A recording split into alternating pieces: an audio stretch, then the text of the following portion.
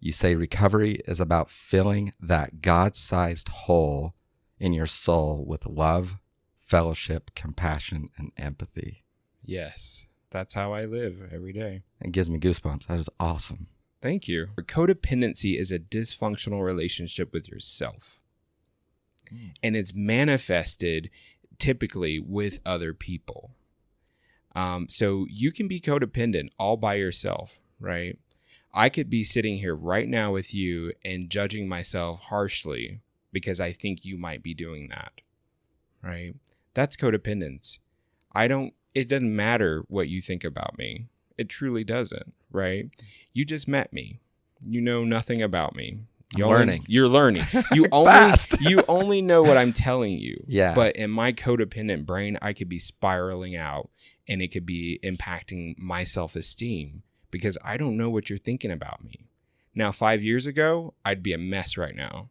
Now, I'm just here. I'm calm. What a wonderful freedom that comes with recovery. Addiction surrounds us, right? You know, I don't know one person who doesn't know someone who is struggling with addiction in some capacity. And so for me, what it looked like, I let go of all the things that I enjoyed. You know, I spent most of my time captivated by my various addictions, whether that was porn or pursuing sex outside of my relationship or debting, right? Spending money I didn't have, right? Just so I could feel good about myself. And really that's what it's about. It's like, I need to feel good about myself and I can't do that on my own. So I need something or someone to do that for me, right? And so what I tell people is like, if you're spending the majority of your time numbing painful emotions, you might want to talk to someone about that, right? If you are using all of your time in doing these unproductive pursuits, right? Like you're skipping out of work, you're missing your kids' play, you're not connecting with your partner, you might want to talk to someone about that because addiction will take over your life.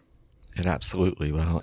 I want to talk a little bit about it if you're willing, and that's clearly the steps are a part of our journey.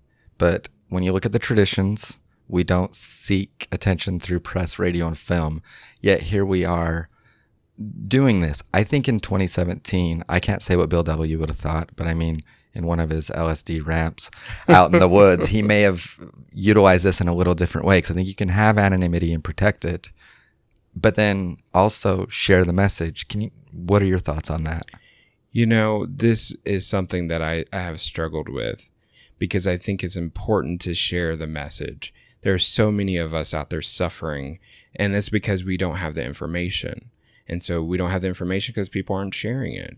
And for me, I heal through talking about my addiction and my recovery.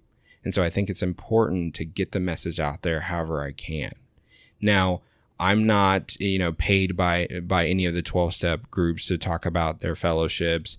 I only talk about based on my own experience in those fellowships. And I'm not calling out anyone else in their work in the fellowships. It's all about me. And I get to choose what I want to remain anonymous about. I love that. And I agree with wholeheartedly. I think that if we're not speaking up, though a lot of healing goes on in the basements of those churches, true. Let's speak up a little bit and bring them out into the light because there's a lot to be learned and gained and shared. And it's not, I think initially, and you look in the 30s and 40s, it was to protect the anonymity because it was needed, right? And then to also, when you look like, if you go and relapse, it's not AA's fault. No. Or SA's. Absolutely not. So in 2017, I think it's far different than 1937. And I'm glad that there's forums like this where we can talk about. Yeah. That. If I were to relapse, I'll tell you. Yeah. that'd be probably an interesting podcast. How does somebody step up, whether they're at their age 18 or they're 20, maybe they've even been, and they haven't really talked about, because if they don't get to those core issues, they don't get to the trauma, right? They're going to use again. Right? I mean, it's those co-occurring underlying issues. Yes. So how do people talk about it? Yeah. What advice would you give for someone struggling? I think most of us have that one friend who we trust. And I think if you go to that person and ask them if they can hold something in confidence, and if they can just listen, and if they say yes, tell your story, right? Yeah. You don't need to be fixed.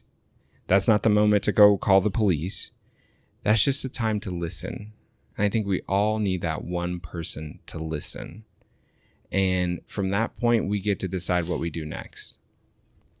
This is Josh Hall and DJ Burr signing off from Recovery Soapbox. Thanks.